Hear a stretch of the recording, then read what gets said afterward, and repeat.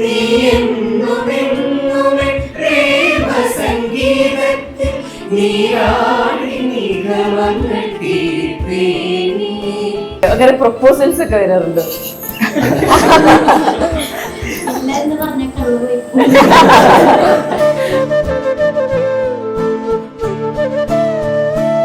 ഓഡിയൻസിന്റെ response അനുസരിച്ച് നിങ്ങൾ time കൂട്ടാറുണ്ട്.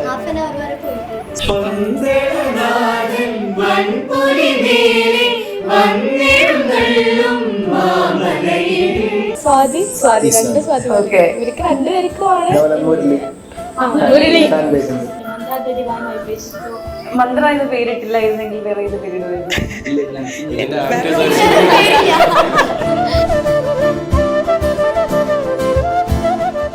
യമുനയിൽ കരഹര പ്രിയയായിരുന്നെങ്കിൽ മഴമുകിലേ നിന്നെ കഴുകിയേനേ. നീ എന്നുമെന്നുമേ പ്രേമ സംഗീതത്തിൽ നീരാടി നിഗമങ്ങൾ തീർത്തേനി. യമുനയിൽ കരഹര പ്രിയയായിരുന്നെങ്കിൽ മഴമുകിലേ നിന്നെ കഴുകിയേനേ. നീ എന്നുമെന്നുമേ പ്രേമ സംഗീതത്തിൽ നീരാടി നിഗമങ്ങൾ തീർത്തേനി. സോഷ്യൽ മീഡിയയിലൊക്കെ റെക്കഗ്നിഷൻ കിട്ടുന്നുണ്ടോ? ഇങ്ങനെ ഫോളോവേഴ്സ് കൂടുക എല്ലാവർക്കും തുടങ്ങി. അതാണ് ഉണ്ടായത്. നമ്മള് പുറത്തേക്കൊക്കെ ഇറങ്ങുമ്പോ അതില് പാടിയിരുന്നല്ലേ, ഭജൻസിൽ പാടിയിരുന്നല്ലേ, അപ്പൊ ഭയങ്കര ഒരു സന്തോഷം. ഇവൻ റോഡിൽ ഇങ്ങനെ നടക്കുമ്പോ, ബസ് ഇറങ്ങിയിട്ട് ഓഫീസിന്റെ അവിടേക്ക് നടക്കുമ്പോ ഒരു ചേച്ചി ഇതുപോലെ വന്നിട്ട് നിങ്ങൾ ഗണേശമംഗലത്തെ പരിപാടി നടത്തിയിരുന്നില്ലേ, ഞാൻ കണ്ടായിരുന്നു എന്ന് പറഞ്ഞിട്ട് അങ്ങനെയൊക്കെ പറയുമ്പോൾ ഭയങ്കര സന്തോഷം നമുക്ക്. അതേപോലെ എനിക്ക് എൻ്റെ ഫ്രണ്ട് കോണ്ടാക്ട് ചെയ്തിരുന്നു. ആ കുട്ടി ബസ്സിൽ പോണ വഴിക്ക് നമ്മുടെ റീല് ഇങ്ങനെ വാച്ച് ചെയ്യുന്നുണ്ടായിരുന്നു. എന്നിട്ട് അത് വീഡിയോ എടുത്ത് അയച്ചിട്ടുണ്ടായിരുന്നു. മീൻസ് അവളുടെ ഫ്രണ്ടും അവൾക്കൊരു പ്രൗഡ് മൊമെന്റ് പോലെയായിരുന്നു. അവളുടെ ഫ്രണ്ട് ഇങ്ങനത്തെ ഒരു രീതിയിൽ ആളുടെ ഫ്രണ്ടാണ് ഞാൻ പറയാനൊക്കെ ക്രെഡിറ്റ് ആണ് വീഡിയോ അയച്ചിട്ടുണ്ടായിരുന്നു. അപ്പോൾ ആളും അത് ഇഷ്ടപ്പെട്ട് കമന്റ് ചെയ്യുന്ന ഇതായിരുന്നു അയച്ചിട്ടുണ്ടായിരുന്നു. ബസ്സിൽ തൊട്ടൊക്കെ ഇരിക്കുന്ന ഒരു അൺനോണായിട്ടുള്ള പേഴ്സൺ ആണ്. എക്സ്പീരിയൻസ് ആയി. എൻ്റെ ഒരു എക്സ്പീരിയൻസ് എന്ന് പറഞ്ഞാൽ എൻ്റെ ഫസ്റ്റ് പ്രോഗ്രാം ഗണേശമംഗലത്തായിരുന്നു. അപ്പോൾ പ്രോഗ്രാം തുടങ്ങി കുറച്ച് കഴിഞ്ഞപ്പോൾ മഴ പെയ്തു. അപ്പോൾ നമുക്ക് ഒരു പ്രത്യേക ഒരു ഫീലായിരുന്നു. കാരണം നമ്മൾ ഭജൻസ് പാട്ട് പാടുന്നു, അതോടൊപ്പം മഴ പെയ്യുന്നു. അതൊരു പ്രൗഡ് മൊമെന്റ് പോലെ തോന്നി എനിക്ക്. ഇനി മുന്നോട്ടുള്ള പരിപാടികൾ എന്താണ്? എന്താണ് നിങ്ങളുടെ ഈ മന്ത്ര ഭജൻസ് ഏത് ലെവലിൽ എത്തണം എന്നാണ് നിങ്ങൾ ആഗ്രഹിക്കുന്നത്? മന്ത്ര എന്ന് പറയുന്നത് ശരിക്കും ഒരു അംബ്രല്ല പോലെ നമ്മൾ വിചാരിക്കുന്നത്. ഭജൻസ് അതിൻ്റെ ഒരു സെക്ഷൻ മാത്രമാണ്. അപ്പോൾ ഇത് കഴിഞ്ഞിട്ട് നമ്മൾ മെഹഫിലുകൾ, പിന്നെ കവർ, പിന്നെ ഒറിജിനൽ സോങ്സ്, പിന്നെ പോഡ്കാസ്റ്റ്, ഇതേപോലെയുള്ള മറ്റു പല സ്ട്രീമിലേക്കും നമ്മൾ മൂവ് ചെയ്യാനായിട്ട് ഉദ്ദേശിക്കുന്നത്. ജസ്റ്റ് സ്റ്റാർട്ടിങ്ങിൽ മാത്രമാണ് ഇത് തുടങ്ങുന്നത്. അപ്പോൾ അതിനുവേണ്ട കാര്യങ്ങളൊക്കെ നമ്മൾ ചെയ്തുകൊണ്ടിരിക്കുകയാണ്. ഭജൻസാണ് ഇപ്പോഴത്തെ കറന്റ് നമ്മൾ ഫോക്കസ് ചെയ്യുന്നത്. ബാക്കി എല്ലാ സ്ട്രീമിലേക്കും നമുക്ക് പോകും. ഓക്കെ, അപ്പോൾ നിങ്ങളുടെ അടുത്ത ഫേവറേറ്റ് സോങ്? ജീവപ്രപഞ്ചത്തിനാധാരമൂർത്തിയം ശ്രീധർമ്മ ശാസ്താവേ.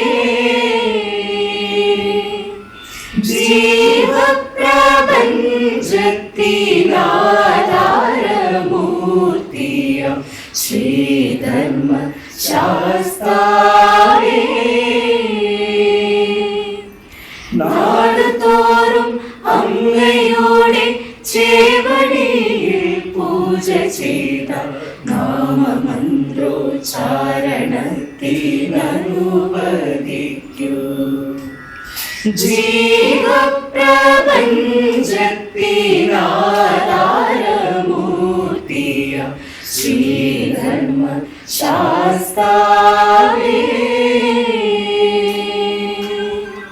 ഓക്കെ, എത്ര നേരം പ്രോഗ്രാം ഉണ്ടാവും?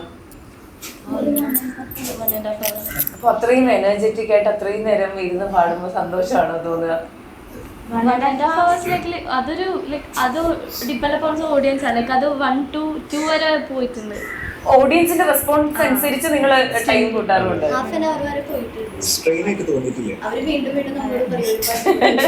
നമുക്ക് നിർത്താൻ തോന്നില്ല. കാരണം പാട്ട് പാടുമ്പോൾ അതൊരു സെൻ സോൺ എന്ന് പറയില്ലേ, നമ്മൾ അതിലും പോവുക ചെയ്യുക. എല്ലാവരും അവരുടേതായിട്ടുള്ള ഒരു സുഖത്തിലാണ് പാട്ട് പാടുന്നത്. നമ്മൾ ടൈം അറിയില്ല, നമുക്ക് ഇരിക്കുന്നതിന് ബുദ്ധിമുട്ട് അറിയില്ല. പരിപാടി നിർത്തുക പറയുമ്പോഴാണ് നിർത്തുക. അത് ഇതുവരെ ആരും പറഞ്ഞിട്ടില്ല.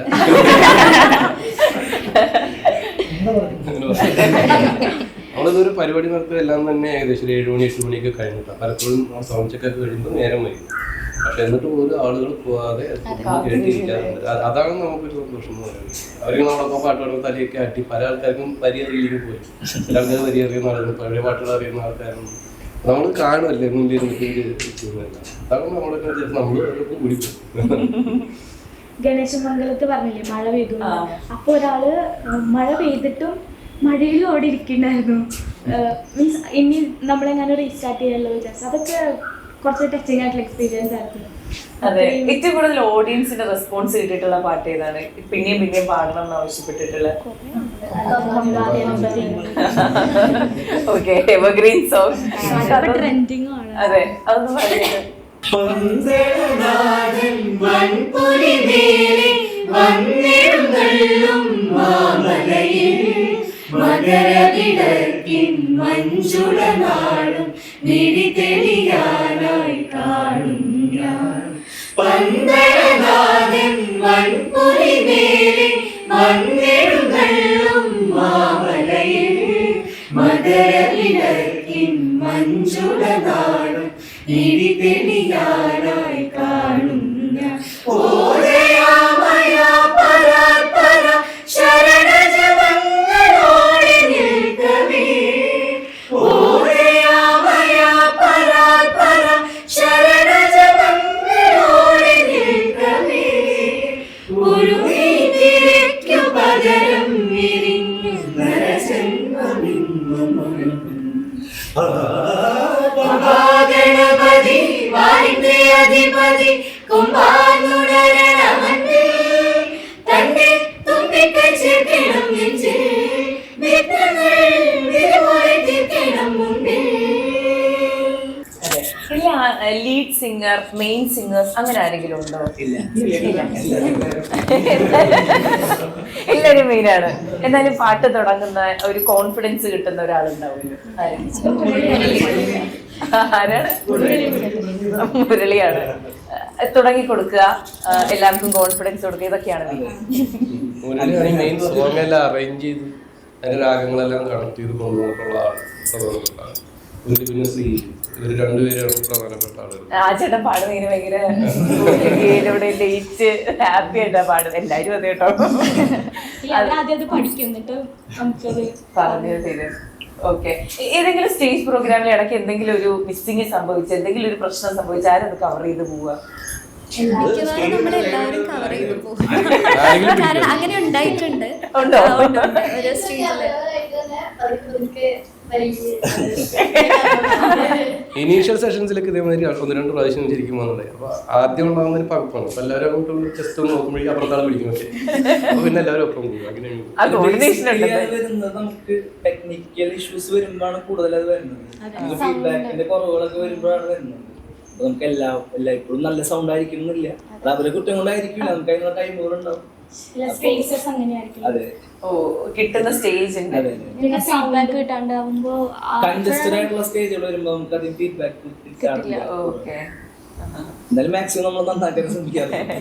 ഓരോ പ്രോഗ്രാം കഴിയുമ്പോഴും അടുത്ത പ്രോഗ്രാമിലേക്കുള്ള ബെറ്റർ ആയിട്ടുള്ള ടിപ്സ് ഉണ്ടാവുമല്ലേ, സ്വന്തമായിട്ട് പഠിച്ചെടുക്കുന്ന? ഇല്ല, അത് ഓരോ പരിപാടി കഴിയുമ്പോഴും ഈ പറഞ്ഞ പോലെ എല്ലാവരും കൂടിയിട്ട് ജോയിൻ ചെയ്തിട്ട് ഇന്ന പോലെ അങ്ങനെ ആ ഒരു ഇത് നെക്സ്റ്റ് സ്റ്റേജ് ആകുമ്പോഴേക്കും അത് ക്ലിയർ ചെയ്യും. ശരിക്കും ആരുടെ ബുദ്ധിയിൽ ഉദിച്ച ഐഡിയ ആയിരുന്നു ഈ മന്ത്ര ഭജൻസ്?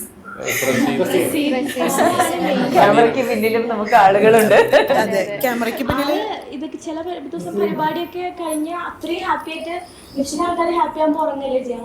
ആ നൈറ്റ് മൊത്തം ഉറങ്ങാതെ എടി ഞാനൊന്നും ഉറങ്ങിയില്ല. അല്ല, നിങ്ങൾ എന്ത് രസമായിട്ട് പാടുന്നത് കേട്ടോണ്ടേ.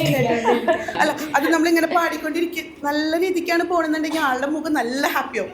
എന്തെങ്കിലും വല്ലൊരു പെട്ടെന്ന് എന്തെങ്കിലും ഒരു ഇത് വന്നു കഴിഞ്ഞാൽ അപ്പം മുഖം ഒരു പാറിക്കഴിഞ്ഞാൽ ഞാൻ മുഖം പാളിക്കാൻ പക്ഷെ എന്തെങ്കിലും ഒരു കാരണവശാൽ ചെറിയൊരു മൈന്യൂട്ട് എവിടെയെങ്കിലും വന്നു കഴിഞ്ഞാൽ ആളുടെ മുഖം മാറിക്കഴിഞ്ഞാൽ അപ്പൊ നമ്മളത് കവർ ചെയ്ത് മുന്നോട്ട് പോകും. ഈ മന്ത്ര എന്നുള്ള പേര് എവിടുന്നാണ് കിട്ടിയത്?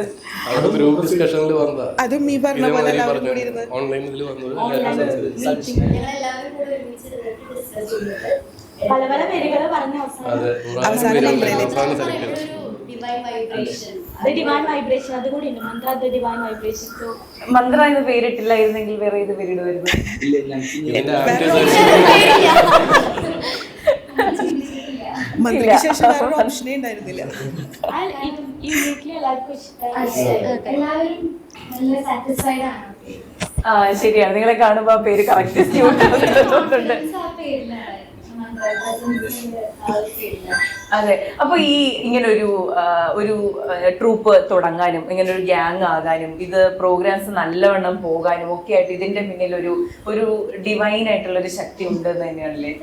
തീർച്ചയായിട്ടും തീർച്ചയായിട്ടും. നമ്മുടെ സ്റ്റേജിൽ തന്നെ പലപ്പോഴും ഇരുന്ന് പാടുന്ന സമയത്ത് ചില പാട്ടുകൾ നമ്മൾ പാടുന്ന സമയത്ത് ഭയങ്കരമായിട്ട് നമുക്ക് ഫീൽ ചെയ്യും. ഞാൻ പേഴ്സണലി കരയുന്ന ഇതുവരെ സിറ്റുവേഷൻസ് ഉണ്ടായിട്ടുണ്ട്. സ്പെക്സുള്ള കാരണം ചിലപ്പോൾ അറിയുന്നുണ്ട്. പക്ഷെ എനിക്ക് ഭയങ്കരമായിട്ട് തോന്നിയിട്ടുണ്ട്. എനിക്ക് എല്ലാവർക്കും അങ്ങനെ തന്നെയാണ്. അതാണ് കൂടുതലും അടുത്ത സ്റ്റേജിലേക്ക് മുമ്പോട്ട് പോകണം. ഇതൊരു തെറപ്പി പോലെയാണ്. ഒരു പരിധി വരെ ഭയങ്കരമായിട്ട് നമ്മളെ പ്യൂരിഫൈ ചെയ്യുന്ന പോലെയൊക്കെ ഫീൽ ചെയ്യുന്നുണ്ട്. നമ്മൾ ഒരുപാട് ചിലപ്പോൾ നമ്മൾ പ്രാക്ടീസ് സെഷനൊക്കെ ഇരിക്കുന്ന സമയത്ത് ഒരുപാട് പാട്ടുകൾ നമ്മൾ പാടും ഒരുമിച്ച്. ചിലപ്പോൾ നമ്മൾ പ്രിപ്പറേഷൻ ഇല്ലാത്ത പാട്ടുകളൊക്കെ ആ സമയത്തൊക്കെ നമുക്ക് ഭയങ്കര ഒരു പ്യൂരിഫിക്കേഷൻ ഓഫ് നമ്മുടെ ഫുൾ സോളിനെ പ്യൂരിഫൈ ചെയ്യുന്ന ഒരു ഇതാണ് നമുക്ക് തോന്നുന്നത് കൂടുതലായി. എക്സ്പ്ലെയിൻ ചെയ്യാൻ പറ്റാത്തൊരു ഹാപ്പിനെസ് ആണ് നമുക്കത്. ഈവൻ പ്രാക്ടീസ് സെഷനിൽ കൂടി ഇവിടെ ഈ പാട്ടായിരിക്കില്ല നമ്മൾ ഡിസൈഡ് ചെയ്ത പാടാൻ. അപ്പോൾ പക്ഷെ ഇതേ മുരളിയും പിന്നെ എല്ലാവരും അടുത്ത പാട്ട് ഇങ്ങനെ പാടി അത് ആ സെഷൻ തോന്നില്ല. പിന്നെ ഓർക്കസ്ട്ര ടീമും അതേട്ടാ അവർക്ക് സമയമായി എന്നൊന്നും പറഞ്ഞ് അവരത് നിർത്തില്ല. അവരും നമ്മളുടെ അതേ വൈബ്രേഷനിൽ അവരും പ്ലേ ചെയ്തുകൊണ്ടേയിരിക്കും. നമ്മൾ പാടുന്നതിനനുസരിച്ചിട്ട് അവരും നമ്മളെ സപ്പോർട്ട് ചെയ്തുകൊണ്ടിരിക്കും. അപ്പോഴാണ് ആ ഒരു ഇപ്പോ എല്ലായിടത്തും ഒരുപാട് ഭജൻസ് ടീമുകളുണ്ട്. ശരിക്കും ഇതൊരു കോമ്പറ്റീഷൻ ആകുന്നുണ്ടോ നിങ്ങൾക്ക്? ഇല്ല, കോമ്പറ്റീഷൻ അല്ല. എനിക്ക് അത് പറയാൻ ഇഷ്ടം ഇൻസ്പിറേഷൻ എന്നാണ്. അവരൊക്കെ ചെയ്യണത് കണ്ടിട്ടല്ലേ. നമ്മൾക്കിപ്പോൾ മുൻപും പാടുന്ന ആൾക്കാരാണ്. നമ്മുടെ വീട്ടിൽ നമ്മൾ പരിപാടികൾ അവതരിപ്പിക്കാറുണ്ട്. പക്ഷെ നമ്മൾക്ക് ഇങ്ങനെ ഒരു പ്രസൻറ്റബിൾ വേ ആക്കി ഇങ്ങനെ നമുക്ക് ചെയ്യാമെന്ന് കാണിച്ചു തന്നതൊക്കെ ഇങ്ങനെയുള്ള ഭജൻസ് അല്ലേ. ഈ സോഷ്യൽ മീഡിയയിൽ നിങ്ങൾക്ക് ഈ ഫാൻ പേജുകളൊക്കെ ഉണ്ടോ? മന്ത്ര ഭജൻസിന്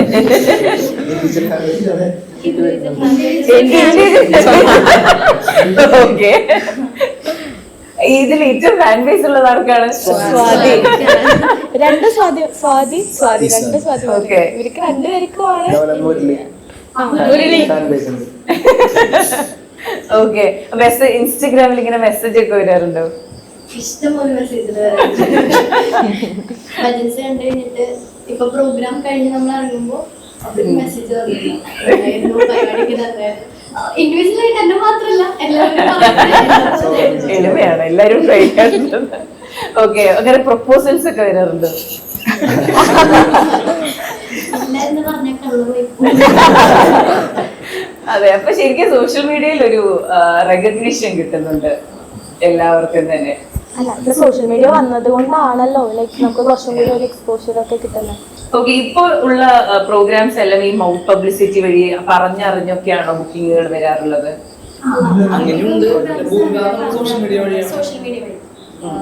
സോഷ്യൽ മീഡിയയിൽ മെസ്സേജ് അയച്ചിട്ടാണ്. പിന്നെ പ്രോഗ്രാംസ് നമ്മൾ ചെയ്യുന്ന സ്ഥലത്ത് നമ്മളെ ഇഷ്ടപ്പെട്ടിട്ട് നമ്മുടെ അടുത്ത് വന്ന് നമ്പർ ചോദിച്ച് അങ്ങനെ പറയുന്നതാണ്. ഒരു സ്റ്റേജിൽ അവതരിപ്പിക്കുമ്പോൾ തന്നെ അടുത്ത ബുക്കിംഗ് ആകും. ഞാൻ പറഞ്ഞിരുന്നു കൊടകര അഴകം ദുർഗാദേവി ക്ഷേത്രത്തില് ഇതുപോലെ ഒരു പരിപാടിയില്ല. അപ്പൊ അവിടെ ഒരുപാട് പേര് വന്ന് ഇതുപോലെ നമ്മുടെ നമ്പർ വാങ്ങിയിട്ട് പറഞ്ഞിട്ടുണ്ടായിരുന്നു. ചിലപ്പോൾ അവരുടെ സ്ഥലത്തെ പ്രോഗ്രാംസ് കഴിഞ്ഞിട്ടുണ്ടാവും. നെക്സ്റ്റ് ഇയറിലേക്കുള്ള ഇത് വേണ്ടിയിട്ട് പറഞ്ഞിട്ട്. അപ്പൊ അടുത്ത വർഷത്തേക്കൊക്കെ ബുക്കിംഗ് ആയിട്ടുണ്ട് നിങ്ങളുടെ? അതെ, ഈ പരസ്യം ചെയ്യുന്നില്ല എന്നേ ഉള്ളൂ, അത്യാവശ്യം എല്ലാരും അറിയുന്ന ഒരു ടീം തന്നെയാണ്. ഇപ്പൊ എനിക്ക് നാളെ ഒരു പ്രോഗ്രാം ഒക്കെ ആണെങ്കിൽ ഞാൻ എങ്ങനെയാണ് നിങ്ങളെ കോൺടാക്ട് ചെയ്യേണ്ടത്? നമ്മുടെ അഡ്മിനാണ്, നമ്മുടെ പേജ് ഉണ്ട്, സോഷ്യൽ മീഡിയ പേജിൽ തന്നെയാണ്, ഇൻസ്റ്റാഗ്രാമും ഫേസ്ബുക്കിൽ എനിക്ക് എങ്ങനെയാണ് കോൺടാക്ട് ചെയ്യാം. അപ്പൊ അതിനുള്ള നമ്പേഴ്സും കാര്യങ്ങളും കോൺടാക്ട് ഡീറ്റെയിൽസ് ഒക്കെ അതിലുണ്ട്. മന്ത്ര ഭജൻസ് എന്നുള്ള പേജിൽ പോയാൽ ഇത് എല്ലാവരുടെയും ഐഡി കിട്ടുന്നതാണ്. മെയിനായിട്ട് നമ്മുടെ കോർഡിനേറ്റർ ആയിട്ടുള്ള അമൽ, അവരെ കോൺടാക്ട് ചെയ്താലാണ് നമ്മുടെ പ്രോഗ്രാംസ് ബുക്ക് ചെയ്യാനായിട്ട്. അതെ, അപ്പോൾ ഒരു പാട്ട് കുടുംബത്തിൽ നിന്ന് ഒരു പാട്ട് കുടുംബം തന്നെ ഉണ്ടായി. എനിക്ക് ശരിക്കും ഞെട്ടലായിരുന്നു, ഞാൻ അറിഞ്ഞിരുന്നില്ല ഫാമിലി ആണ് എന്നുള്ള കാര്യം എനിക്കറിയില്ലായിരുന്നു. ഞാൻ എവിടെന്നെങ്കിലും ഒരുമിച്ച് വന്നൊരു ടീമായിരിക്കും എന്നാണ് വിചാരിച്ചത്. എന്തായാലും അപ്പൊ നമുക്ക് ഓർക്കസ്ട്ര ടീമിനെ പരിചയപ്പെടാം.